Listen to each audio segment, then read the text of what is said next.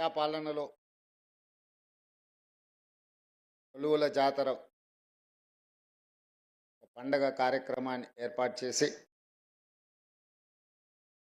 నాతో పాటు పంచాయతీరాజ్ శాఖ మాత్యులు సోదరిమణి సీతక్క గారు, శాసనసభ్యులు యాదయ్య గారు, ఈర్లపల్లి శంకర్ గారు, ప్రభుత్వ సలహాదారులు వేణుగోపాలరావు గారు, అదేవిధంగా కేంద్ర మాజీ మంత్రివర్యులు వేణుగోపాలాచారి గారు, చీఫ్ సెక్రటరీ శాంతి కుమారి గారు, ఎంఏయుడి ప్రిన్సిపల్ సెక్రటరీ కిషోర్ గారు, పంచాయతీరాజ్ ఉన్నత అధికారులు, వివిధ శాఖలకు సంబంధించిన ప్రభుత్వ అధికారులు, నూతనంగా ప్రభుత్వంలో భాగస్వాములై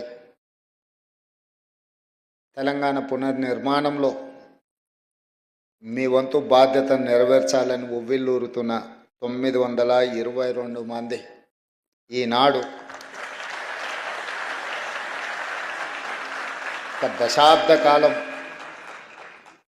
అవకాశాల కోసం ఎదురుచూసి ఈరోజు మీ కళ నిజం కాపోతున్నది. మీరు, మీ కుటుంబ సభ్యులు, ముఖ్యంగా మీ తల్లిదండ్రులందరూ కూడా మనస్ఫూర్తిగా తెలంగాణ రాష్ట్ర ప్రభుత్వం తరఫున నేను స్వాగతం పలుకుతున్నా.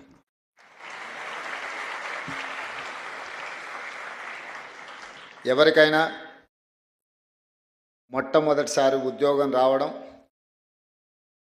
ఒక బాధ్యతను చేపట్టడం అనేది అనిర్వచనీయమైన సందర్భం.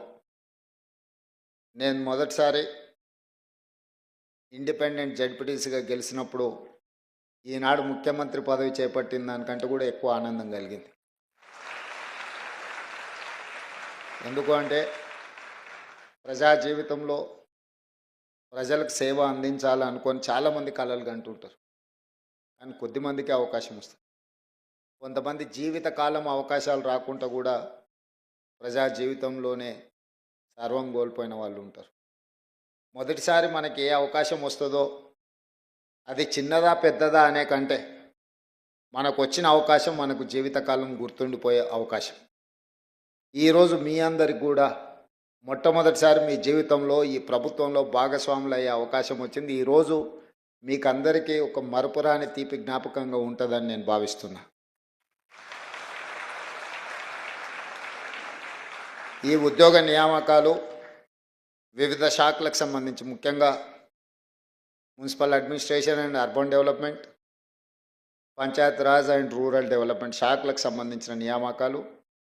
ఈ నియామకాలలో అత్యధిక 500 పైగా నియామకాలు కారుణ్య నియామకాలు. మీ తల్లిదండ్రులు, మీ కుటుంబ సభ్యులు బ్రతుకున్నంత వరకు ఈ ప్రజలకు సేవలు అందించి ప్రభుత్వ ఉద్యోగంలోనే వాళ్ళ అకాల మరణం చెందడం వల్ల వారి వారసత్వంగా వారు అందించిన సేవలకు గుర్తింపుగా ఈ కారుణ్య నియామకాలు చేపట్టడం జరుగుతుంది. అందులో భాగంగానే జూనియర్ అసిస్టెంట్స్, అదేవిధంగా town planning officers, assistant engineers, junior technical officers, junior technical పంచాయతీరాజ్కు సంబంధించిన ఆఫీసర్స్, సేమ్ పంచాయతీరాజ్లో assistant engineers, assistant technical officers. అంటే ఒకవైపు మున్సిపల్ శాఖ, రెండవ వైపు పంచాయతీరాజ్ శాఖ. ఈ రెండు శాఖలకు సంబంధించి 922 మందికి ఈరోజు నియామకాలను అందిస్తున్నాము. ఈ నియామకాలు మీ హక్కు. మీ తల్లిదండ్రులు మీకోసం చాలా వరకు ఇందులో కారుణ్య నియామకాలు మీ కుటుంబ సభ్యుల నుంచి వారసత్వంగా మీకు చెందవలసిన ప్రభుత్వ ఉద్యోగం. కానీ గత ప్రభుత్వం దాదాపుగా 2015 నుంచి నాకు తెలిసినంత వరకు పంచాయతీరాజ్ శాఖలో కారుణ్య నియామకాలు చేపట్టకపోవడం, ప్రభుత్వం ఒక విధానపరమైన నిర్ణయం తీసుకోకపోవడం వల్ల దాదాపుగా మీ జీవితంలో అత్యంత విలువైన సమయం 10 సంవత్సరాల కాలగర్భంలో కలిసిపోయింది. 4 గంటలకు రావాల్సిన మేము 5 గంటలకు వస్తేనే అయ్యో మనం 1 గంట ఆలస్యమైందని మేము మా ప్రభుత్వ ఉద్యోగులు అనుకుంటున్న సందర్భంలో గత పాలకులు 10 సంవత్సరాలు ఈ అంశాన్ని పట్టించుకోలేదంటే ఎంత నిర్లక్ష్యంగా వ్యవహరించారో మీరు ఒక్కసారి ఆలోచన చేయండి. అందుకే ఈరోజు అలాంటి నిర్లక్ష్యము అవలక్షణాలు ఈ ప్రభుత్వానికి ఉండకూడదు, మా దర్దాపుల్లోకి రాకూడదు అని నిత్యం నా సహచార మంత్రివర్గ సభ్యులకు శాసనసభ్యులను సమన్వయపరుచుకుంటూనే ప్రభుత్వ అధికారుల చేత అవసరమైన నిర్ణయాలు తీసుకుంటూ ఈరోజు ముందుకు వెళ్తున్నాం. ఈ నియామకాలు అనేటివి క్రమం తప్పకుండా ప్రభుత్వం చేపట్టవలసిన బాధ్యత. క్యాలెండర్ డేట్ ప్రకారం ప్రభుత్వ ఉద్యోగాలు ఇవ్వాలని, నిరుద్యోగులకు ముఖ్యంగా 20 నుంచి 25 లక్షల మంది నిరుద్యోగ యువకులు పట్టభద్రులు కోచింగ్ సెంటర్ల చుట్టూతో తిరుగుతున్నారు. అదే దిల్సుఖ్ నగర్ కావచ్చు, అశోక్ నగర్ కావచ్చు, అమీర్పేట్ చౌరస్తా కావచ్చు, ఇతర ప్రాంతాలలో జూన్ 2, 2014 నాడు తెలంగాణ రాష్ట్రం ఏర్పడ్డ తర్వాత కొలువుల కోసమే కొట్లాడి తెచ్చుకున్న తెలంగాణలో ఆ ప్రభుత్వం ఖాళీలను అన్నిటినీ భర్తీ చేసి ఒక విశ్వాసాన్ని కల్పించడమే కాకుండా మీ ఆత్మస్థైర్యాన్ని పెంచడానికి పనిచేస్తుందని మీరందరూ ఆశించారు. మనందరం కూడా మీరందరూ లక్షలాది మంది తెలంగాణ విద్యార్థులు ఆ రోజు తెలంగాణ ఉద్యమంలో ముందు బాగానే నిలబడ్డారు. నాకు బాగా గుర్తుంది, 2011 గ్రూప్ 1 నోటిఫికేషన్ పరీక్షలు ఉద్యమం సందర్భంలో ఉమ్మడి రాష్ట్రంలో నిర్వహిస్తే వేలాది మంది విద్యార్థులు పరీక్షలు హాజరవ్వకుండా తమ హాల్ టికెట్లను చించేసి గ్రూప్ 1 ఉద్యోగాలు మేము హాజరవ్వము, మా తెలంగాణ రాష్ట్రం వచ్చిన తర్వాత మేమే పరీక్షలు పెట్టుకుంటాం, మా నియామకాలు మేము చేపట్టుకుంటాం, ఉమ్మడి రాష్ట్రంలో ఎలాంటి నియామకాలు మీరు చేపట్టకపోయినా సరే మేము ఆగుతాం, మా ఉద్యోగ నియామకాల కంటే కూడా మా తెలంగాణ రాష్ట్రం ముఖ్యమని ఉస్మానియా యూనివర్సిటీ, కాకతీయ యూనివర్సిటీల విద్యార్థులు వీధుల్లోకి వచ్చి రాజకీయ నాయకులు అలసిపోయినప్పుడు ఇక మీ వల్ల కాకుంటే పక్కకు జరగండి, తెలంగాణ రాష్ట్రాన్ని మేము సాధిస్తామని ఆనాడు విద్యార్థి ఉద్యమకారులందరూ కూడా ముందు భాగానే నిలబడి తెలంగాణ రాష్ట్రాన్ని సాధించారు. అందులో భాగంగానే శ్రీకాంతాచారి కావచ్చు, కానిస్టేబుల్ కిష్టయ్య కావచ్చు, యాదయ్య కావచ్చు, ఈశాన్ రెడ్డి, వేణుగోపాల్ రెడ్డి లాంటి వాళ్ళు ఎంతోమంది పిల్లలు తమ జీవితాలను సర్వం త్యాగం చేశారు. వాళ్ళు త్యాగం చేసినప్పుడు వాళ్ళకి తెలుసు వాళ్ళు చనిపోవడం ద్వారా వాళ్ళ కుటుంబాలకు తీరని నష్టము కష్టము వస్తుందే. కానీ లక్షలాది మంది తెలంగాణ విద్యార్థుల జీవితాలలో వెలుగులు వస్తాయి, తెలంగాణ ప్రాంతం బాగుపడుతుంది, స్వయం పరిపాలన వస్తుంది, ఈ స్వయం పరిపాలనైనా మా జీవితాలలో మార్పు తీసుకొస్తుంది అని చెప్పి వారు ఆనాడు నిర్దిష్టంగా ప్రాణత్యాగాలు చేసి తెలంగాణ రాష్ట్రాన్ని సాధించారు. కానీ వాళ్ళ లక్ష్యం నెరవేరలేదు. తెలంగాణ రాష్ట్రం అయితే వచ్చింది, కానీ వచ్చిన రాష్ట్రంలో ఏ ఆకాంక్షల కోసం ఆ పిల్లలు ప్రాణాలు ఇచ్చిండ్రో ఆ ఆకాంక్షలు నెరవేరలేదు.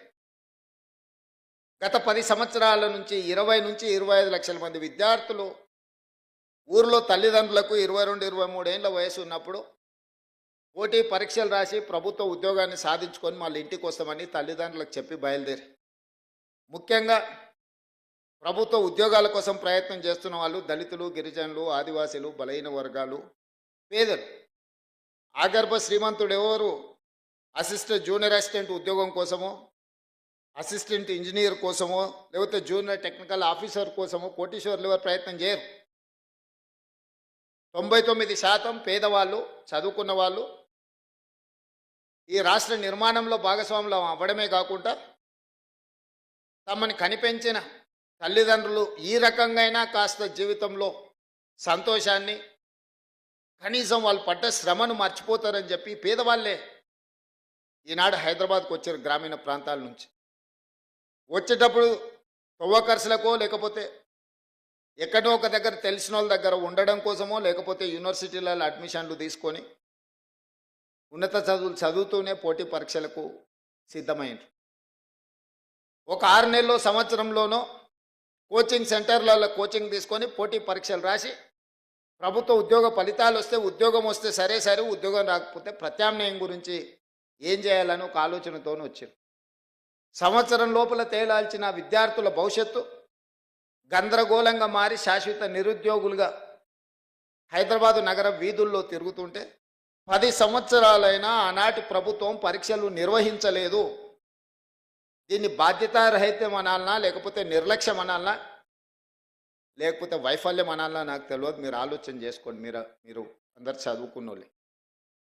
ఈరోజు డిసెంబర్ 7, 2023 నాడు నేను బాధ్యత చేపట్టిన తర్వాత ప్రతి డిపార్ట్మెంట్లో గత 10 సంవత్సరాలుగా ఇచ్చిన నోటిఫికేషన్లన్నీ, నిర్వహించిన పరీక్షలన్నీ, ఫలితాలు విడుదల కాకుండా కోర్టు న్యాయస్థానాలలో చిక్కుముళ్ళన్నీ, ఒకవేళ పరీక్షలు నిర్వహించిన ప్రశ్నపత్రాలు జిరాక్స్ సెంటర్లలో అమ్ముడువైన పరీక్షలన్నీ, ఈ కోచింగ్ సెంటర్ల చుట్టూ ఇన్ని లక్షలాది మంది తిరుగుతుంటే ఇది మొట్టమొదటి ప్రధాన సమస్యగా మా ప్రభుత్వం భావించి 10 సంవత్సరాలు నోటిఫికేషన్లు లేకపోతే పరీక్షలు నిర్వహించకపోవడం, న్యాయస్థానాలలో చిక్కుముళ్ళుగా ఉన్న వాటిని అన్నిటిని ఒక్కొక్కటిగా పరిష్కరించుకుంటూ 57,924 ఉద్యోగ నియామక పత్రాలు ఎల్బీ స్టేడియంలోనో లేకపోతే రవీంద్ర భారతిలోనో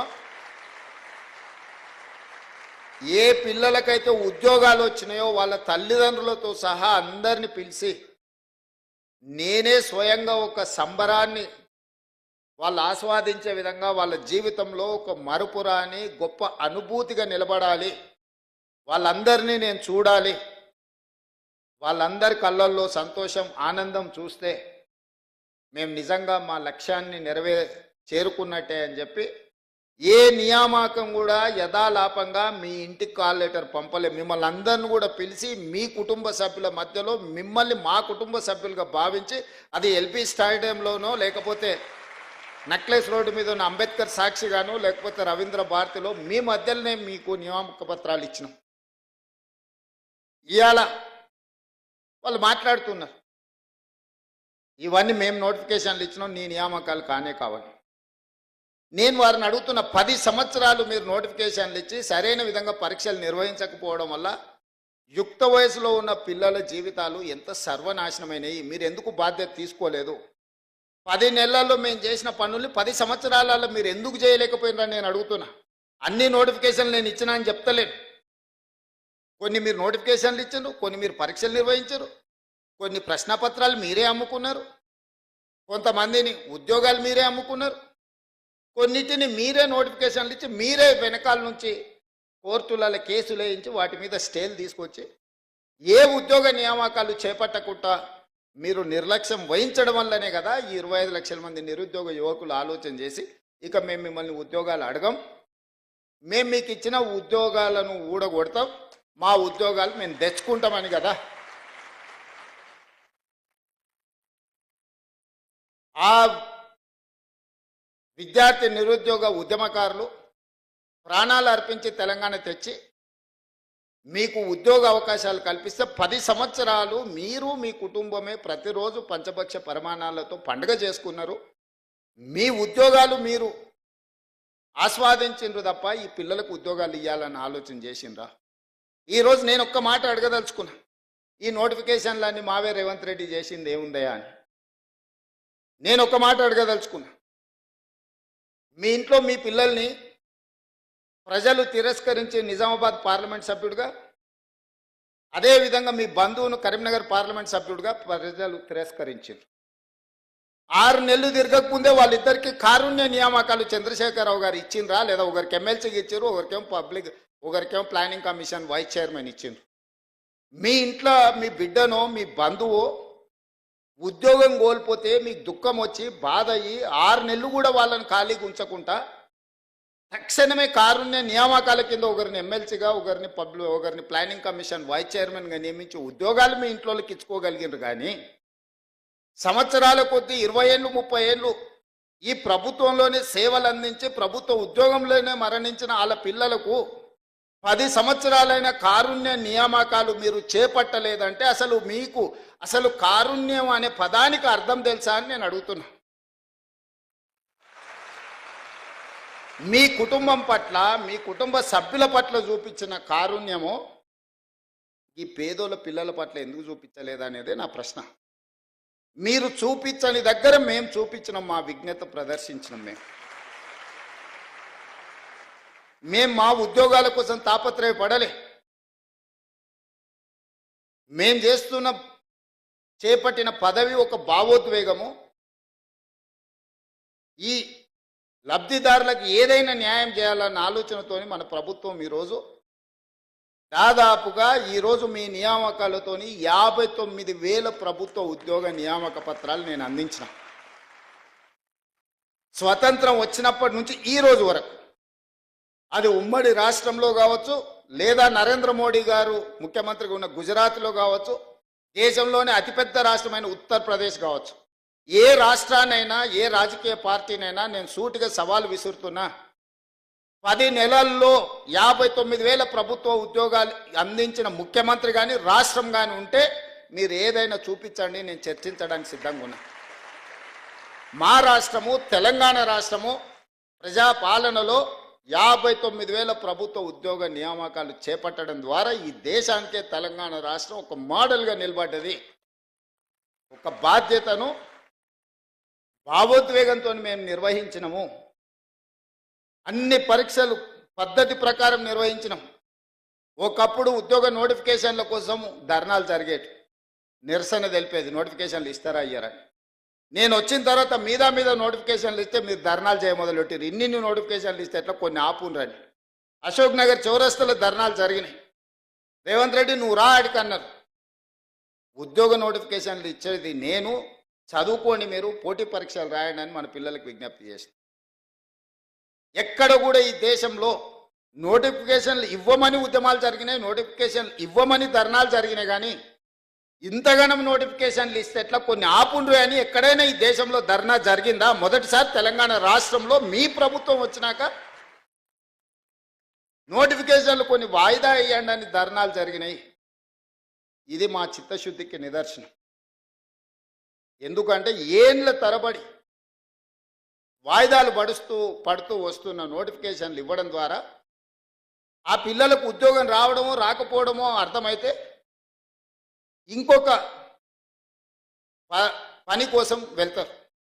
తల్లిదండ్రులకు కూడా వాడికి ఉద్యోగం వస్తే పెళ్లి చేద్దాం అనుకుంటారు. 22-23 ఏళ్ళకి హైదరాబాద్ వచ్చాడు, 33 ఏళ్ళు ఆయన ఉద్యోగం రాకపోతే ఎప్పుడు పెళ్లి చేయాలా? మా ఆడపిల్లలకు పెళ్ళి ఎట్లాగో ఉద్యోగం వస్తుంది కదా అని పెళ్లి చేస్తే వాళ్ళ పిల్లలే స్కూల్కి పోతురు. మా చెల్లెళ్ళకు వాళ్ళకు ఉద్యోగం అనేది తెలవకుండా పోయి, లేకపోతే పిల్లగానికి ఉద్యోగం వస్తుందని పిల్లనిస్తే వానికి ఉద్యోగం రాకపోతే అరే పిల్ల ఉద్యోగం వస్తుందని కట్నం ఇచ్చి పెళ్లి చేస్తే పిల్లగాడు ఉద్యోగం సంగతి తెలుస్తలేడంటే అత్తగారు వాళ్ళకి ఎంత. ఇవన్నీ ప్రాక్టికల్గా ఉన్న సమస్యలు. నేను చెప్పేటివి పాసింగ్ రిమార్క్ కింద నేను చెప్తున్నా, కానీ వాస్తవంగా మధ్యతరగతి కుటుంబాలలో ఉన్న ఒక దీర్ఘకాలికమైన సమస్య. కోచింగ్ సెంటర్లకు ఫీజులు కట్టాలి, పిల్లలు హైదరాబాద్లో చదువుకోవడానికి డబ్బులు ఇవ్వాలి, వాళ్ళు ఇక్కడెక్కడ ఉద్యోగం పోయేటట్టు ఉండదు, ఊర్లలో తల్లిదండ్రులకు వీళ్ళకి పంపించగలిగినంత ఆర్థిక స్తోమత ఉండదు. వాళ్ళు ఉపాధి హామీ కూలీకి పోయో లేకపోతే ఊర్లలో కూలీ నాలి పనిచేసి ఆ పైసలు ఎన్ని సంవత్సరాలు పంపించాలి, వాళ్ళ కోసం ఎన్ని సంవత్సరాలు ఎదురు చూడాలా? అందుకే నేను నిర్ణయించుకున్నా, ఏ ఖాళీలైనా పెండింగ్ పెట్టకండి. అందుకే గ్రూప్ 1 ఎన్ని రకాల కేసులు వేసినా సుప్రీంకోర్టు వరకు కొట్లాడి అన్ని కేసులను, తప్పుడు కేసులను అన్నిటిని కూడా బంగాళాఖాతం లేపించి ఇవాళ గ్రూప్ 1 ఫలితాలు ఇచ్చింది. ఉమ్మడి రాష్ట్రంలోనే స్వతంత్రం వచ్చినప్పటి నుంచి 563 గ్రూప్ 1 పోస్టులు ఎన్నడి ఇవ్వలే. ఇవాళ మన ప్రభుత్వం 30 రోజుల్లో 563 మంది గ్రూప్ 1 పోస్టులను మనం నియమించుకోబోతున్నాం. గ్రూప్ 2, గ్రూప్ 3 కూడా మనం ఫలితాలు ఇచ్చినాం, సర్టిఫికెట్స్ వెరిఫికేషన్ ఇవన్నీ జరుగుతున్నాయి. విత్ ఇన్ డేస్లో 2,000 గ్రూప్ 1, గ్రూప్ 2, గ్రూప్ 3 కలిపితే దాదాపుగా 2,000 పైచీలకు ఉద్యోగాలు నియామక పత్రాలు తెలంగాణ రాష్ట్రంలో ఇంకో 30-40 రోజుల్లో మనము నియమించుకోబోతున్నాం. ఉద్యోగాలు 2-2.5 వేలు ఉండొచ్చు, కానీ 10 లక్షల పైగా విద్యార్థులు కోచింగ్ సెంటర్ల చుట్టూతో తిరుగుతూ వాళ్ళు ఊరు నుంచి తల్లిదండ్రుల దగ్గరికి వెళ్ళి ఉద్యోగం వచ్చిందానో రాలేదానో చెప్పుకోలేని పరిస్థితుల్లో కొట్టుమిట్టాడుతుంటే ఈరోజు ఒక శాశ్వత పరిష్కారం చూపించే ప్రయత్నం చేస్తుంది. అన్నీ అడ్డుకోవాలనే ప్రయత్నమే. మేం చెయ్యలేదు కాబట్టి రేవంత్ రెడ్డిని చెయ్యనీయకూడదు, మేము రోడ్లు వేయలేదు ఈయన రోడ్లు వేయకూడదు, మేము ఉద్యోగాలు ఇవ్వలేదు ఈయనను ఉద్యోగాలు ఇవ్వనీయకూడదు, మేము సాగునీటి ప్రాజెక్టులు పూర్తి చేయలేదు కాబట్టి ఈయనను చేయనీయకూడదు, మేము పరిశ్రమలు తేలేదు ఈయన తెస్తే ఏదో ఒకటి కాళ్ళల్లో కట్టడం పెట్టాలి. ప్రతిదీ ఆనాడు ఒక వ్యక్తి, ఒక కుటుంబం, ఒక రాజకీయ పార్టీ సెంట్రిక్గా రాష్ట్రంలో నిర్ణయాలు జరిగితే ఈరోజు ప్రజల కోణంలో, నిరుద్యోగ యువకుల కోణంలో, విద్యార్థుల కోణంలో ఈరోజు మన ప్రభుత్వం, ఈరోజు విద్యార్థులకు మీరందరూ గ్రామాల నుంచి వచ్చిన వాళ్ళే, దాదాపుగా డైట్ ఛార్జెస్ 10 సంవత్సరాలు పెంచలేదు. నేను 40% డైట్ ఛార్జెస్ సింగిల్ స్ట్రోక్లో నేను ఇచ్చిన. కాస్మెటిక్ ఛార్జెస్ హాస్టల్లో ఆడపిల్లలు ఉంటారు, పేదోళ్ళ పిల్లలు ఇంటి దగ్గర తల్లిదండ్రులను అడగలేరు. చిన్న చిన్న సబ్బు కాడ నుంచి మొదలు పెడితే చిన్న చిన్న కాస్మెటిక్స్ని అడగలేరు. 200% 20 ఇయర్స్ నుంచి పెండింగ్ ఉంటే నేను 200% కాస్మెటిక్ ఛార్జెస్ పెంచి ఎవ్రీ మంత్ గ్రీన్ ఛానల్ వాళ్ళకి పేమెంట్లు ఇచ్చిన. ఈరోజు దాన్ని స్ట్రీమ్ లైన్ చేసిన. ఇంటిగ్రేటెడ్ రెసిడెన్షియల్ స్కూల్స్ మేము ఎస్సీ ఎస్టీ బీసీలకు రెసిడెన్షియల్ స్కూల్స్ ఓపెన్ చేసినామని 7 ఉన్నాయి. అవి 2000 మంది విద్యార్థులు ఉంటే 10 బాత్రూములు కూడా లేవు. ఒక్కొక్క బాత్రూమ్ దగ్గర 500, 200 మంది పిల్లలు క్యూ కట్టే పరిస్థితి. అక్కడి నుంచి ఈరోజు ప్రతి నియోజకవర్గానికి ఒక young India integrated residential schools 20 నుంచి 25 ఎకరాలలో 200 కోట్ల రూపాయలతోటి మన సింగిల్ జీవో 58 నియోజకవర్గాలలో అనుమతించిన 11,000 కోట్ల రూపాయలు మంజూరు చేసిన. గ్రీన్ ఛానల్లో కలెక్టర్ల ఖాతాలు ఆల్రెడీ నగదు కలెక్టర్ ఖాతాలు నిధులు పెట్టేసిన. రేపు పొద్దుగాలే బిల్లులు వచ్చినాయి రాలేదని కాంట్రాక్టర్లు పని ఆపితే పిల్లలకు నెక్స్ట్ అకాడమిక్ ఇయర్ లోపల ఒక మంచి ఇన్ఫ్రాస్ట్రక్చర్ ఇవాళ కార్పొరేట్ లెవెల్లో వాళ్ళకు విద్యను అందించడానికి. అదేవిధంగా స్కిల్స్కి సంబంధించి యంగ్ ఇండియా స్కిల్స్ యూనివర్సిటీ ప్రతి సంవత్సరం 1,10,000 మంది ఇంజనీరింగ్ విద్యార్థులు పాస్ అవుతున్నారు తెలంగాణ రాష్ట్రంలో. 1,10,000 మంది ఇంజనీర్లు బయటకు వస్తే 10,000 మంది కూడా ఉద్యోగాలు వస్తలేవు. 1,00,000 మంది ఖాళీగానే ఉంటున్నారు. తల్లిదండ్రులు వచ్చి కలుపుతారు, సార్ మా పిల్లగాడు ఇంజనీరింగ్ చదువుకున్నాడు ఏదైనా ఉద్యోగం చూడు సార్ అని. మన ఢిల్లీలో బిల్ గేట్స్ వస్తే ఒక ఆయన వచ్చింది, సార్ బిల్ గేట్స్ వచ్చింది కానీ నువ్వు చెప్తే ఉద్యోగం ఇవ్వడమ్మా పిల్లగానికి ఇవ్వండి అని. ఎట్లా వస్తుంది అంటే, సార్ మరి ఇంజనీరింగ్ చదువుకున్నా నాకేం తెలుసు సార్. అందుకే తీసుకుంటున్న సర్టిఫికెట్కి మనకున్న నైపుణ్యానికి పొంతన లేదు. డిమాండ్ అండ్ సప్లైలో చాలా గ్యాప్ ఉంది. ఈ గ్యాప్ను ఫిలప్ చేయడానికే యంగ్ ఇండియా స్కిల్స్ యూనివర్సిటీని ఒక అద్భుతమైన మోడల్ని దేశానికే ఆదర్శంగా ఉండే విధంగా ఈరోజు యంగ్ ఇండియా స్కిల్స్ యూనివర్సిటీని తీసుకొచ్చినాం. మన పిల్లలకు సాంకేతిక నైపుణ్యాన్ని పెంపొందించడం ద్వారా ఉద్యోగమే కాదు స్వయం ఉపాధి కూడా వాళ్ళకి కల్పించుకోవడానికి అవకాశం ఉంటుంది. వాళ్ళకు అవకాశాలు కల్పించాను యంగ్ ఇండియా స్పోర్ట్స్ యూనివర్సిటీని తీసుకొచ్చి. ఇవన్నీ మీరు చేసిన ఉంటే యంగ్ ఇండియా స్కిల్స్ యూనివర్సిటీ కానీ, యంగ్ ఇండియా స్పోర్ట్స్ యూనివర్సిటీని కానీ, లేకపోతే young India integrated residential schools for SC ST BC and minority పిల్లలకు మీరు నిర్మించి ఉంటే ఇవన్నీ కూడా నాకు అవకాశమే రాకపోవు కదా. ఈ 59,000 ఉద్యోగ నియామక పత్రాలు మీరు అధికారంలో ఉన్న 10 సంవత్సరాలలో ఈ పిల్లలకు ఉద్యోగాలు ఇచ్చి ఉంటే ఈరోజు ఈ నియామక పత్రాలు నేను ఇవ్వాల్సిన పరిస్థితే రాకపోతుండే కదా. మీ కుటుంబంలో నియమించుకున్న కారుణ్య నియామకాలు అదే కారుణ్యము ఈ పిల్లల మీద చూపించుంటే 500 కుటుంబాలకి ఇవాళ రవీంద్ర భారతిలో నేను కారుణ్య నియామకాలు ఇవ్వాల్సిన అవకాశమే ఉండకపోతుండే కదా. 10 ఏళ్ళు మీరు ఏవేవైతే చెయ్యలేదో, 10 ఏళ్ళు ఏ అంశంలో మీ బాధ్యత మర్చిపోయినరో, 10 ఏళ్ళు ఏ బాధ్యత పట్ల మీరు నిర్లక్ష్యంగా వ్యవహరించినరో వాటన్నిటినీ సవరించుకుంటూ పరిష్కరించుకుంటూ ఒక్కొక్క అడుగు నేను ముందుకేస్తున్నా. ఇంతకుముందు నౌ ఇప్పుడు టౌన్ ప్లానింగ్ వాళ్ళు మీరు ఉన్నారు, ఏ పర్మిషన్ కూడా ఏ రికార్డు లేదు. సామాన్యులకు మాత్రం 100 చిక్కు ప్రశ్నలు, ఉన్నోడు వస్తే మాత్రం మాన్యువల్గా అప్లికేషన్. భూమి ప్రభుత్వం ఉందా తెలియదు, భూమి ప్రైవేట్దా తెలియదు, భూమి చెరువులు ఉందా తెలియదు, భూమి నాలాలు ఉందా తెలియదు, భూమి యజమాని ఇంకోరా తెలియదు. కాగితాలు ఆయన గారికి ఇస్తారు, ఆయన చూస్తాడు, ఈయన అనుమతిస్తాడు, వాడు కడతాడు. కట్టినాక ఎవడో నా భూమి అని వస్తే కొనుక్కున్నాడు, చూసేటోడు, ఇచ్చినోడు అందరు ఇరుక్కుంటారు. కమిషన్లు తీసుకున్నాడు, హ్యాపీగా ఉన్నాడు. అందుకే నేను చెప్పిన అధికారులకు నథింగ్ డూయింగ్ ఆఫ్లైన్ పర్మిషన్స్ ఇయ్యను. మా బిల్డర్ చాలామంది నా మీద అలిగినరు, అరే మాకు ముందు చాలా లగ్జరీ ఉండే, మాకు చాలా కంఫర్ట్ ఉండే, ఒక ఆయనకు తీసుకొని పోయి కాగితాలు మిగతా అప్పచెప్తే నిమిషాలలో మాకు అనుమతి వచ్చేది, నువ్వు వచ్చినాక అన్ని చిక్కుముళ్ళు వేస్తున్నావు. ఒక రిఫార్మ్ తీసుకొచ్చేటప్పుడు డెఫినెట్గా కొంత అప్పటి వరకు లగ్జరీ అనుభవించిన వానికి కొంత బాధ ఉంటుంది. ఎందుకంటే మాకు ఇంత గ్రీన్ ఛానల్లో మాకు కొన్ని వెసులుబాట్లు ఉండే. రేవంత్ రెడ్డి గారు రాగానే పేదోడు లేదు పెద్దోడు లేదు అందరు క్యూలో రావాలి, ఆన్లైన్లో రావాలి, మీరు ఆటోమేటిక్ యాప్లో అప్లోడ్ చేయాలి, మీరు ఏమేమి పెడుతారో అంట్లో పెట్టుకురు, ప్రజలు పబ్లిక్ డొమైన్లో ఉంటుంది. ఈ భూమి ఎవరిదో తేలుతుంది, అది చెరువులు ఉందా లేదా తేలుతుంది, అది నాలాలు ఉందా లేదా తేలుతుంది. ఇవాళ అనుమతులు ఇచ్చిన వాళ్ళు మేము కొంతమందిని వాళ్ళు ఒత్తిడితో ఇచ్చారు. మేము ప్రాసిక్యూషన్కు మా అధికారులు రాశారు హైదరాబాద్, ఈ ఆఫీసర్లు అందరూ లోపలేమి. వాళ్ళు నేను పిలిచిన ఏందే అని, ఏం చేయాలి సార్, ఆనాడు ఉన్నాయని ఇవ్వమన్నాడు, మేము ఇచ్చినాం. మీరు మమ్మల్ని ఏమో శిక్షిస్తామంటారు, మా పరిస్థితి ఏంటి?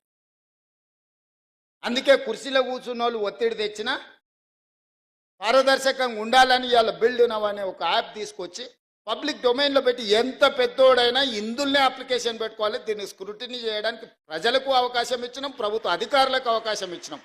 రేపు పొద్దుగాల ప్రభుత్వ ఉద్యోగస్తులకు అనుమతి ఇచ్చింది కాబట్టి మీరే బాధ్యత, మీరు శిక్ష అనుభవించుండి అని మిమ్మల్ని బలి చెయ్యొద్దన్న ఆలోచనతోని ఈరోజు తెలంగాణకు సంబంధించిన కొంతమంది తయారు చేసిన ఒక యాప్ని ఈరోజు మనము ఇంట్రడ్యూస్ చేసినాం.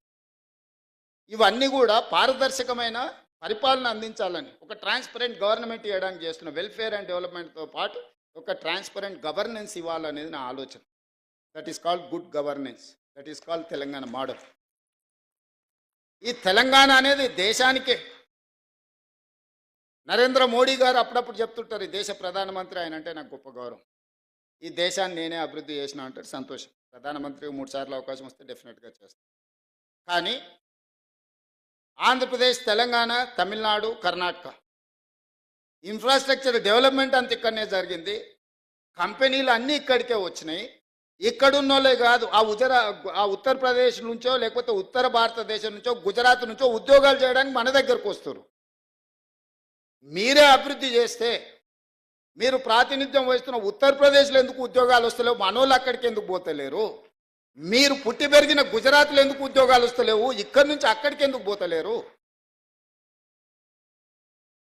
దక్షిణ భారతదేశంలో తమిళనాడు కావచ్చు, తెలంగాణ కావచ్చు, కర్ణాటక కావచ్చు, ఈ 3 రాష్ట్రాలు, చెన్నై కావచ్చు, హైదరాబాద్ కావచ్చు, బెంగళూరు కావచ్చు, ఈరోజు మన దక్షిణాది రాష్ట్రాలకు సంబంధించిన వాళ్ళే కాదు, ఉత్తరాది రాష్ట్రాలకు సంబంధించిన వాళ్ళు కూడా ఉద్యోగ ఉపాధి అవకాశాల కోసం మన దగ్గరికే వస్తారు కదా. ఛత్తీస్గఢ్, జార్ఖండ్ నుంచి, ఒడిశా నుంచి ఇవాళ లేబర్ కూడా మన దగ్గరకు వస్తున్నారు కదా. అభివృద్ధి మేం సాధించినట్ట, అభివృద్ధి మీరు చేసినట్ట అని నేను అడగదలుచుకున్న వారిని. అభివృద్ధికి చిరునామా మన ప్రాంతాలు, కష్టానికి మారు పేరు మనం. మార్కెటింగ్ రకరకాల వాళ్ళు చేసుకుంటారు, వాళ్ళకి మార్కెటింగ్ చేసుకునే తెలివితేటలని చేసుకుంటారు. కష్టం చేసేదే మనకు తెలుసు. చాలామంది నన్ను అంటుంటారు, నీ మీద వ్యతిరేకత ఉంది, నీ మీద కోపంగా ఉన్నారు. నేను అడగదలుచుకున్న మీ ద్వారా, రైతులు ఎందుకు కోపం ఉంటారు? 25,35,000 మంది రైతులకు 20,617 కోట్ల రూపాయల రుణమాఫీ 10 నెలల్లో చేసినందుకు నా మీద రైతులు కోపంగా ఉంటారా? మహిళలు, మా ఆడబిడ్డలు, రాష్ట్రం మొత్తం ఆర్టీసీలో ఉచిత ప్రయాణం ఇచ్చినందుకు చదువుకునే పిల్లల కాడి నుంచి మన పెద్దమ్మల వరకు అమ్మగారింటికి వెళ్ళాలన్నా, అమ్మవారిని దర్శించుకోవాలన్నా ఉచిత బస్సు ప్రయాణం ఇచ్చినందుకు మా ఆడబిడ్డలు నా మీద కోపంగా ఉంటారా? లేకపోతే 1000 ఆర్టీసీ బస్సులను యజమానులను చేసి, కోటీశ్వరులను చేసి, కార్పొరేట్ కంపెనీలు చేసే వ్యాపారం మా స్వయం సహాయక సంఘాలకు అందించినందుకు ఆడబిడ్డలు నా మీద కోపంగా ఉంటారా?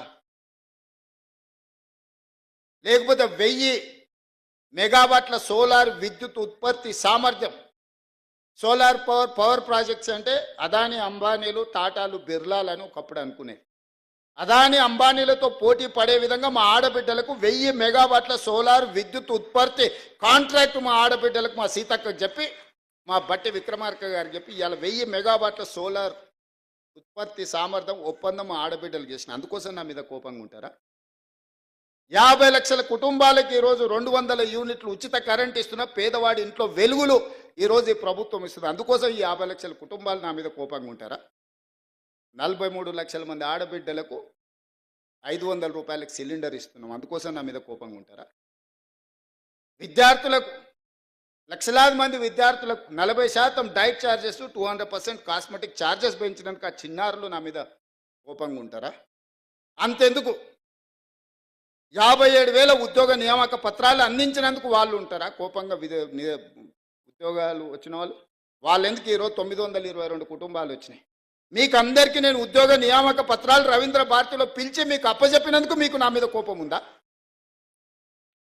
ఇన్నేళ్ళ మీ కళ సాకారమైనందుకు నా పట్ల అభిమానం ఉంటుందా? నా మీద కోపం ఉంటుందా? సోషల్ మీడియాలో ఎవడో పెట్టిందని మీరు ఎవ్వరు ఏమనకపోవడం వల్ల అదే నిజం అనే అబద్ధం, నిజం గడప దాటే లోపల అబద్ధం మొత్తం ప్రపంచాన్ని చుట్టేసి వస్తుంది. ఎందుకంటే వాళ్ళు అడ్డగోలుగా సంపాదించారు, ఎంతైనా పెట్టుబడి పెడతారు. సోషల్ మీడియా అంటేనే వాట్సాప్ యూనివర్సిటీ అంటేనే పెట్టుబడులతో జరిగే నల్లధనాన్ని అందులో పెట్టుబడిగా పెట్టి ఇంధనంగా మార్చి ఈ ప్రభుత్వం మీద బురద జల్లాలనే ప్రయత్నం చేస్తుండ్రు.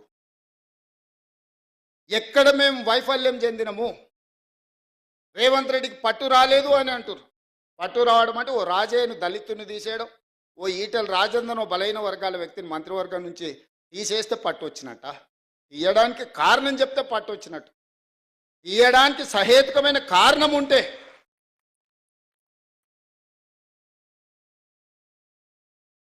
నీ సొంత మోడైనా తప్పు చేస్తే లోపల పెడితే నీకు పట్టు వచ్చినట్టు, కానీ పంచక తింటే పట్టు వచ్చినట్ట. పరిపాలన భవనమైన సచివాలయానికి రానోనికి 10 ఏళ్ళు రానోనికి పట్టు వచ్చిందట పరిపాలన మీద. రోజుకు 18 గంటలు పనిచేస్తున్నా మీకే అందుబాటులో ఉన్నా నాకు మాత్రం పట్టు రాలేదు అంటారు. ఎట్లా దీన్ని జస్టిఫై చేయాలో మీరు చెప్పండి అని అడుగుతున్నా నేను. ఏ రోజైనా సచివాలయానికి మమ్మల్ని, నేను సీతక్క కూడా సచివాలయానికి పోతే పోలీసులు పట్టుకొచ్చి మా ఇంటికాడ వదిలేసి వచ్చి, ఇవాళ సచివాలయంలో ఎవరో బిల్లులు రాలేదని ధర్నా చేసింది. నేను లోపలికి రానియకపోతే వాళ్ళు వచ్చి ధర్నా చేయగలుగుతారా మిత్రులారా? మీరు చెప్పండి. సామాన్యుడు కూడా సచివాలయానికి వచ్చి తన బాధను చెప్పుకోవడానికి, అవసరమైతే నిరసన తెలపడానికి ఈ ప్రభుత్వం అవకాశం ఇచ్చినందుకు కదా మీరు వచ్చి నిరసన తెలిపింది. ఏ ధర్నా చౌక్లో పుట్టి పెరిగిన మీ పార్టీ ఆ ధర్నా చౌక్ను మూసేస్తే నేను వచ్చిన వెంబడే ధర్నా చౌక్ తెరిచి ప్రజలు ఏం నిరసన తెలిపినరో నేను తెలుసుకోవాలనుకుంటున్నా. ఆ ధర్నా చౌక్లో నిరసన వాళ్ళ యొక్క సమస్య, ఆ సమస్యను పరిష్కరించడం బాధ్యత. ధర్నా చౌక్ ఓపెన్ చేసినందుకు నా మీద కోపం ఉందా, నాకు పట్టు రాలేదా అని నేను అడుగుతున్నా. నేను ధర్నాలు చేయనిచ్చినందుకే కదా మీరు పట్టు రాలేదంటున్నారు. అదే పోలీస్ సిబ్బంది ఒక 11 మంది మాత్రమే మారినాం. ఒక కుటుంబం ఒక 11 మంది మంత్రులు మారిన, మిగతాళ్ళంతా సేమ్ అదే వ్యవస్థ కదా. కేసీఆర్, కేటీఆర్, హరీష్ రావు, దయాకర్ రావు ఇట్లాంటి మంత్రులు మారినరు. రేవంత్ రెడ్డి, సీతక్క, లేకపోతే బట్టి విక్రమార్క గారు, శ్రీధర్ బాబు గారు, మా 11 మందిమే కదా మారింది తెలంగాణ రాష్ట్రంలో. ఉన్న వ్యవస్థ మొత్తం అదే కదా. అదే పోలీసులకు నేను ఆదేశాలు ఇస్తే నిమిషాలలో ఇళ్ళకి వెళ్ళి బయటకు వెళ్ళకుండా అందరిని లోపలేసి తాళం వేసి వంగబెట్టి దంచరా? కోదండరాం తలుపులు వలగొట్టిన వాళ్ళు కేటీఆర్ తలుపులు వలగొట్టి ఈపులు వాళ్ళకి దంచరా? నువ్వు చెప్పినవు, నేను చెప్పలేదు. నేను అట్లాంటి విధానానికి వ్యతిరేకం కాబట్టి మీరు బయటకు వచ్చి ధర్నాలు చేస్తూ, దీక్షలు చేస్తూ నన్ను తిడుతురు. ఆనాడు నువ్వు ఆదేశాలు ఇస్తే కోదండరామ్ గారు తలుపులు బద్దలు కొట్టిన పోలీసులు నీ ఈపులు పక్కన వలగొట్టారా మేము చెప్తే? ఆ విధానానికి మేము వ్యతిరేకము. అరే వాళ్ళ బాధ ఏముందో చెప్పుకొని అనరా, వింటే అందులో ఏదైనా రీజనబుల్ ఏమన్నా ఇష్యూ ఉంటే రిజాల్వ్ చేయాలనే ఆలోచనతో మేము అవకాశం ఇస్తున్నాము. సేమ్ అదే పోలీస్ వ్యవస్థతో మీరు అంచివేసినట్టు మేము అంచేయలేమా? మాకు తెలియదా? ఆ మాత్రం తెలివి లేకుండానే 20 ఏళ్ళ అపోజిషన్లో ZPTC, MLA, MLC, MP, party president, ముఖ్యమంత్రి అయిన 20 ఏళ్ళు ఏం తెలియకుండానే ఇంత దూరం వచ్చినా మీరు అవకాశం ఇచ్చారా?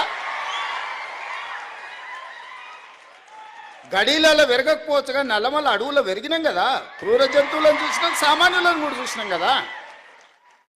గడీలలో దొరల్లాక మేము పెరగకపోవచ్చు, కానీ నల్లమల్ల అడవుల్లో చెంచులను చూసుకుంటేనే, పేదోళ్ళని చూసుకుంటేనే పెరిగినాం కదా. మాకు మనుషులు ఎట్లుంటారు, మానవ మృగాలు ఎట్లుంటాయో మాకు తెలియదా? తెలియకుండానే ఇంత దూరం వచ్చినా నేను.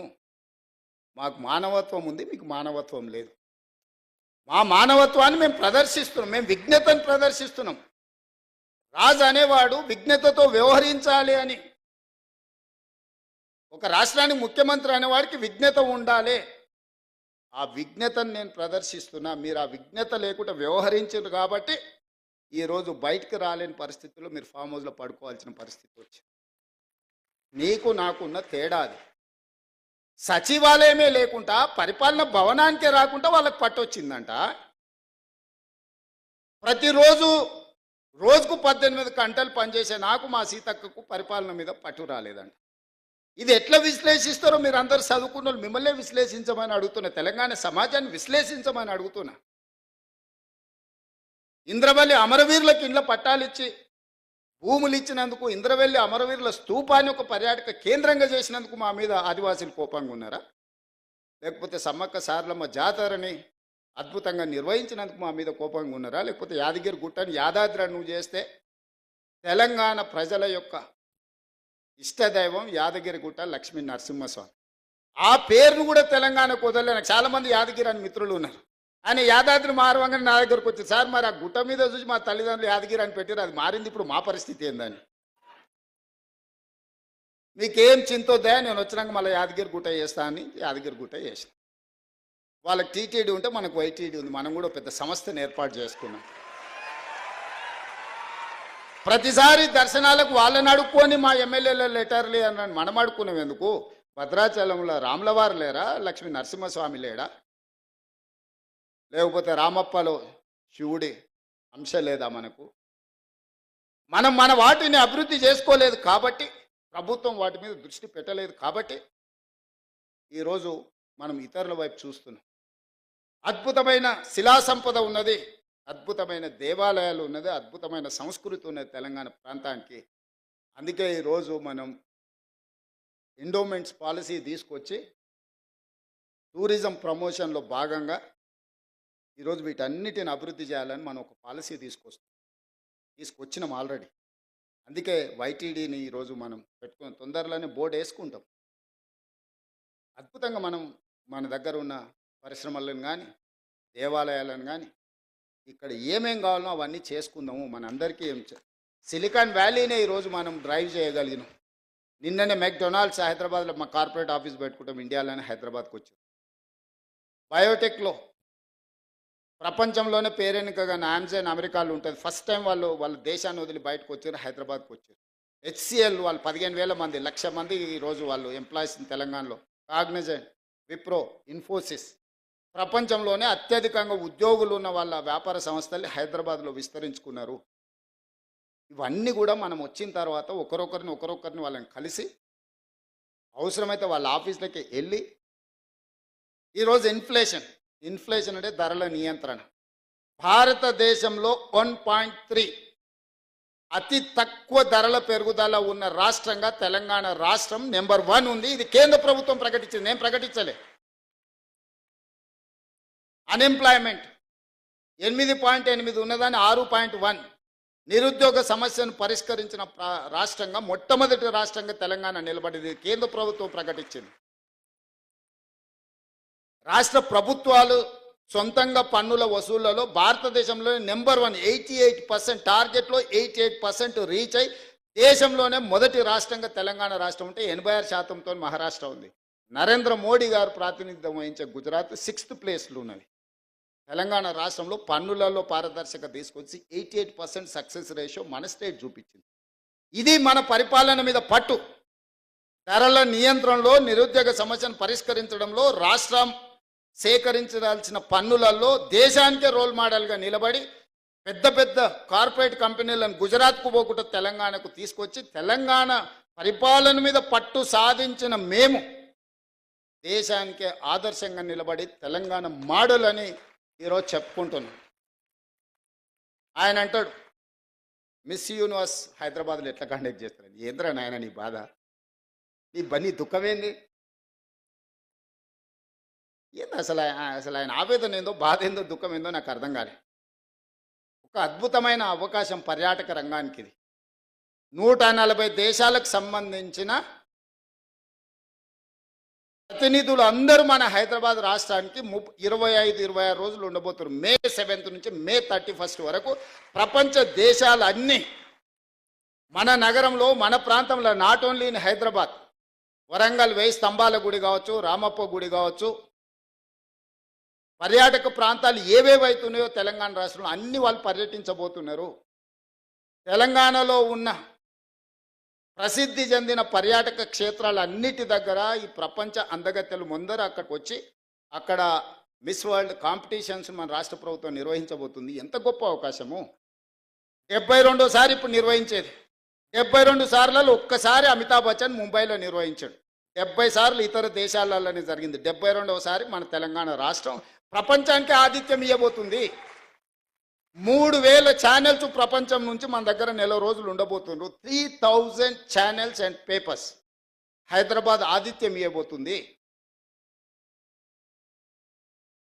గ్లోబ్లో హైదరాబాద్ ఒక ల్యాండ్ మార్క్ కాబోతుంది. అసలు ఇంత మంచి సందర్భం వస్తే నువ్వు అభినందించకపో నీ బాధ దుఃఖం రోజు మాట్లాడుతుండు. దానికి ఎట్లా ఖర్చు పెడితే దీనికి ఎట్లా ఖర్చు. మేము దుబారా చెయ్యము.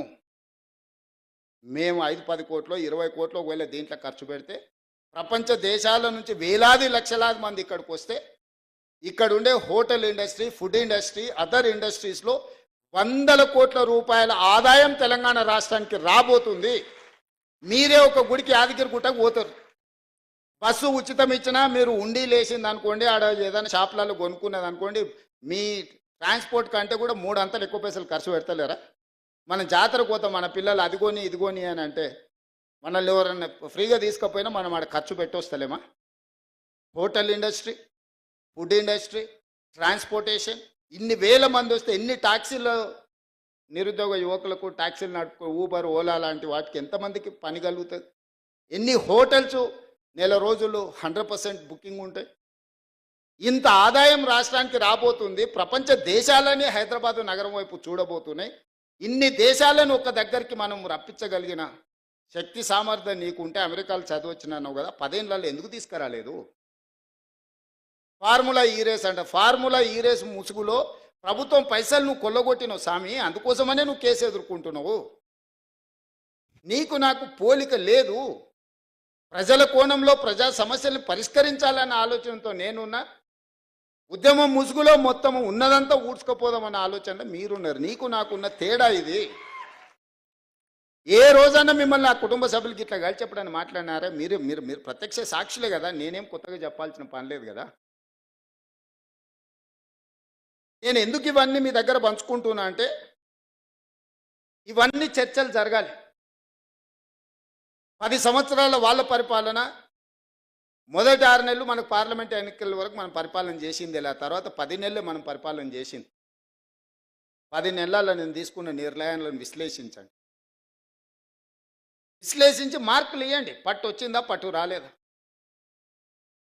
పట్టింపు లేకుండా వ్యవహరించిన మీ విధానానికి, పట్టుదలతో నా రాష్ట్రాన్ని పునర్నిర్మించాలన్న మా విధానానికి పట్టు ఉందా లేదా చూడండి. 8 లక్షల కోట్ల రూపాయలు నువ్వు అప్పులు చేస్తే సంవత్సరానికి మన ఈ 15 నెలల 1,53,000 కోట్ల రూపాయలు ఆయన చేసిన అప్పులకు తప్పులకు అసలు మిత్తి కట్టిన నేను.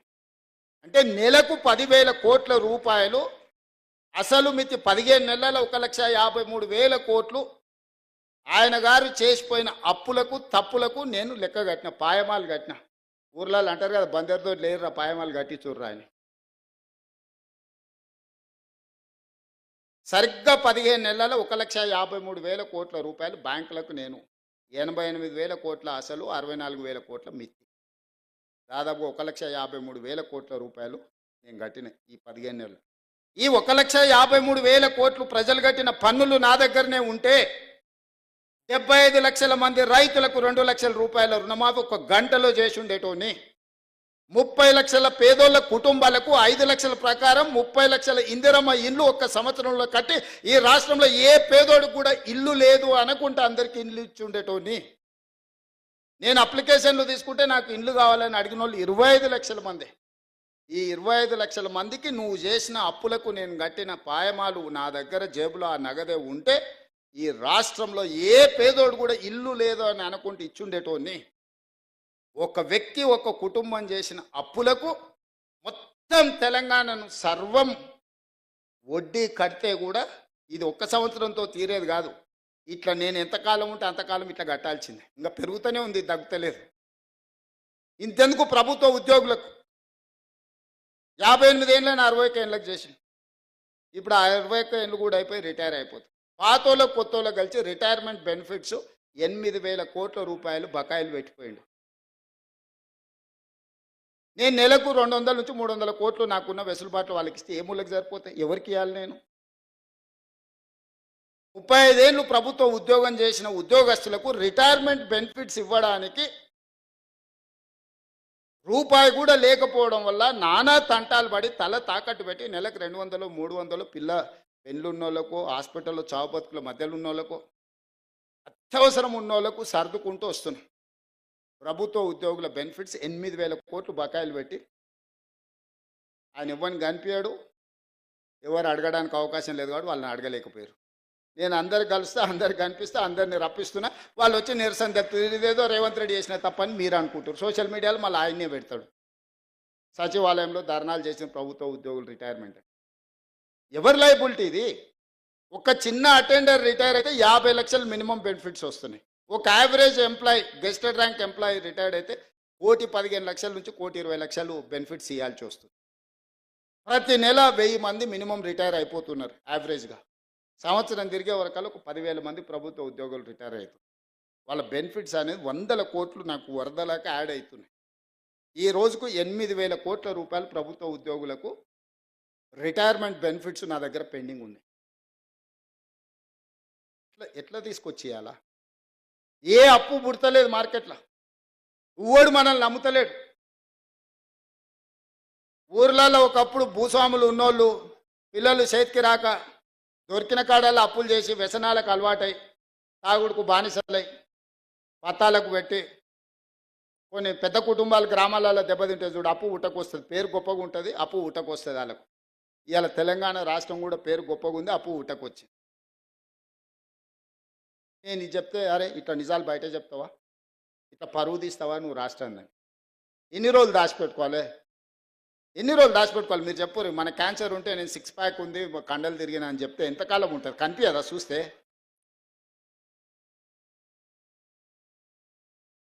అందుకే ఉన్నది ఉన్నట్టుగా చెప్పి మిమ్మల్ని అడుగుతున్నా, కొంత వెసులుబాటు ఇవ్వండి, నేను కూడా తీసుకుంటా. నేను కొంచెం డెట్ రీస్ట్రక్చర్ చేసుకుంటున్నా, బ్యాంకులలో మిత్తి పర్సంటేజ్ తగ్గించుకుంటున్నా. మిత్తి తగ్గకపోతే 11% రేట్ ఆఫ్ ఇంట్రెస్ట్లో తెచ్చిండే గవర్నమెంట్ ప్రాజెక్టులకు. మీరు రేపు పొద్దుగాల ఎంప్లాయీస్ కాబోతున్నారు. 4%, 5% ఇవ్వడానికి వచ్చాడు బ్యాంకులు ఉన్నాయి భూమి మీద. కాకపోతే వాడు మొత్తం డీటెయిల్ ప్రాజెక్ట్ రిపోర్ట్ అడుగుతాను. నువ్వు దేనికి అప్పు అడుగుతున్నావు, ఏం చేస్తావు, ఎట్లా చేస్తావు, ఏం కడతావు, కట్టేదానికి ఎంత ఖర్చు అవుతుంది, ఎస్టిమేట్స్ ఏంది, ప్రాజెక్ట్ రిపోర్ట్ ఇవి, మళ్ళీ వెనక్కి ఎట్లా కడతావు, దీని ఆదాయం ఎట్లొస్తాను మొత్తం పేపర్లు అడుగుతాడు. పక్కాగా అప్పిచ్చేటోడు పక్కాగా పత్రాలు అడుగుతాడు. అవునా? దొంగ కాగితాలు, డూప్లికేట్ కాగితాలు పక్కన పెడితే వాడు ఎంతైనా మిత్తే అంటే తీసుకుంటాడు. ఈయనకి తెలుసు, ఆయనకి తెలుసు, వీడు పారిపోతాడని, వీడు కట్టేది ఎగదొబ్బేదే కదా, నాకేం చేసేది ఉందని. కేవలం వాళ్ళ కమిషన్ల కోసము కాళేశ్వరం మీద 1,50,00,000 కోట్ల రూపాయలు అప్పు తెస్తే it the rate of 11%. Projects reservation కానీ రివర్ రిజర్వేషన్ల వరల్డ్ బ్యాంక్ నుంచి ఏడీపీ బ్యాంకులు 3 to 4% రేట్ ఆఫ్ ఇంట్రెస్ట్ ఇవ్వడానికి సిద్ధంగా ఉంది. జస్ట్ డిపిఆర్ సబ్మిట్ చేస్తే దొంగతనం బయటపడుతుందని అడాక్ బేసిస్ మీద వాళ్ళ దగ్గర లోన్ అప్రూవల్ తీసుకొని 1,50,00,000 కోట్ల రూపాయల అప్పు 10.50 ఆల్మోస్ట్ 11% రేట్లో ఇంట్రెస్ట్లకు తెచ్చి, నేను 32 సార్లు ఢిల్లీకి పోయి కాళ్ళ ఏళ్ళబడి అధికారులను దాన్ని డెట్ రీస్ట్రక్చర్ చేయించి 5%, 6%కు రీస్ట్రక్చర్ చేయిస్తున్నా. నేను నా ఇంటికి రూపాయి రాదు, ఈ రాష్ట్రానికి ఆదాయం పెరిగితే ఈ ఆదాయాన్ని వెల్ఫేర్ కింద, డెవలప్మెంట్ కింద తిరిగి రాష్ట్రానికే ఖర్చు పెడతా. నేను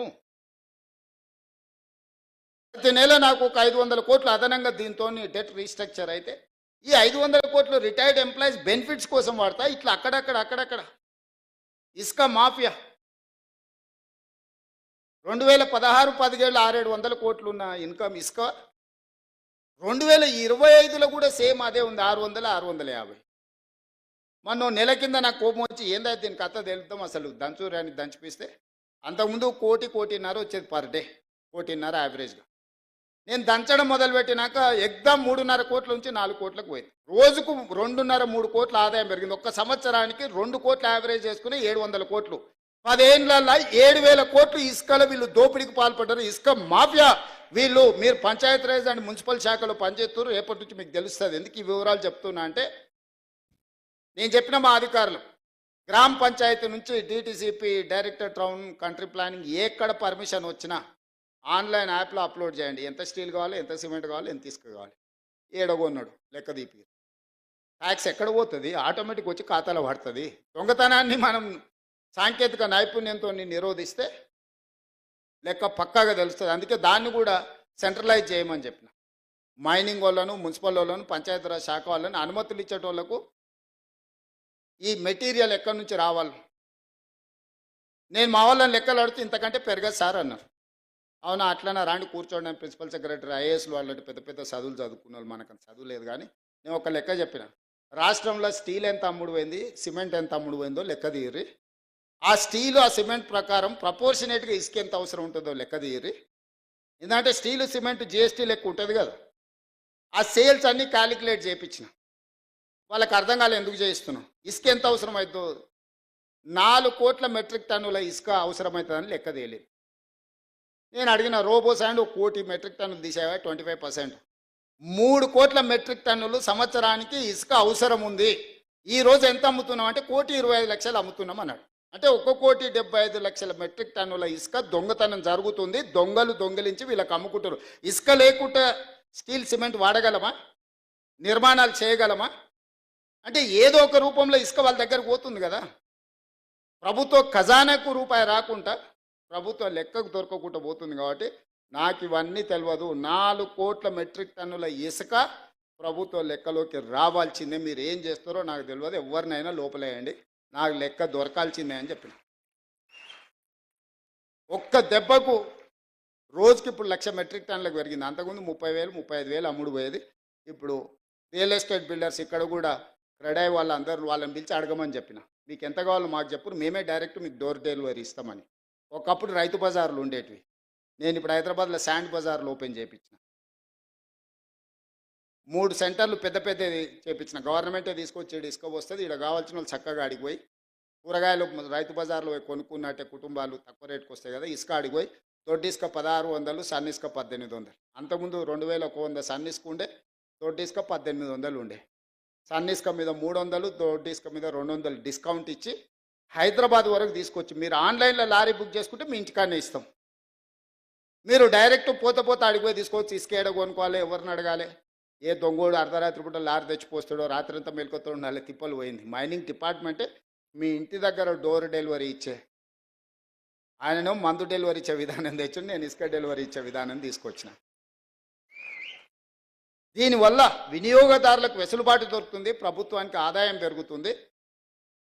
నేను బిల్డర్స్ అందరికీ కూడా ఈ వేదిక మీద నుంచి విజ్ఞప్తి చేస్తున్నాను. మీకు ఏం కావాలనో ఇండెంట్ ఇవ్వండి. మీరు భయపడాల్సిన అవసరం లేదు. ఎవడు కోసమో మీకు వస్తుందా రాదా అని టెన్షన్ ఎందుకు. మంచి బిజినెస్ చేసుకోండి, ట్రాన్స్పరెంట్ బిజినెస్ చేసుకోండి. చట్ట పరిధిలో చట్టపరంగా అనుమతులు తీసుకోండి, నిర్మాణాలు చేయండి, దానికి సంబంధించిన సామాగ్రి కొనుక్కోండి. కొనుక్కున్న ప్రతి రూపాయికి పన్నులు కట్టండి. మంచి పౌరులుగా తెలంగాణ రాష్ట్రం ఆదర్శంగా నిలబడదాం. ఇవన్నీ అద్భుతంగా చేసుకుందాం. రేపు జరగబోయే నిర్మాణ రంగంలో మీరు మంచి భాగస్వాములు కావాలి. ప్రభుత్వ ఉద్యోగుల గురించి, ప్రజాప్రతినిధుల గురించి 35 సంవత్సరాలు 30 ఏళ్ళు యావరేజ్గా మనం వేసుకుంటే 3 రకాలుగా ఉంటామంట. చేరిన మొదటి 10 సంవత్సరాలలో గరం ఉంటామంట. రెండో 10 సంవత్సరాలలో నరం అయిపోతామంట. మూడో 10 సంవత్సరాలలో బేషరం అవుతామంట. ఎవ్వరం మనం అట్లా కావద్దు.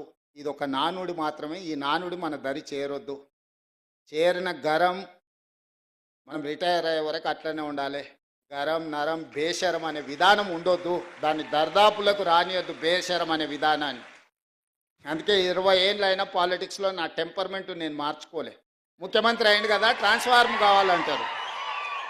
ముఖ్యమంత్రి అయింది కదా ట్రాన్స్ఫార్మ్ కావాలి. అప్పుడప్పుడు ఎట్లా మాట్లాడతాడు, కొంత హుందాగా వ్యవహరించాలి కదా అని. నేను హుందాగా వ్యవహరిస్తే అర్థం చేసుకునేటోళ్ళు ఉండాలి కదా.